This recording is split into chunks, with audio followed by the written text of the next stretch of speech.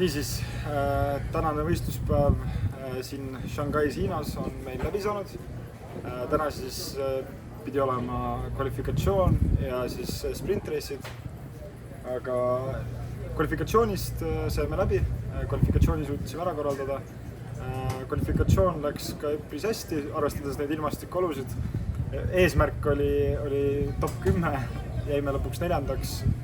Oleme sellega nagu väga õnnelikud, et sellistes nagu suurte katsumustega ilmastikuoludes on alati nagu hästi ettearvamatu, et mis võib juhtuda, et võid olla väga kiire või siis saada väga kiirelt väga märjaks, aga nii lihtsalt on. Ootasime veel paar tundi, ilmastikuolud järjest hullemaks läksid. Proovisime siis kella 3 alustada sprindisõite.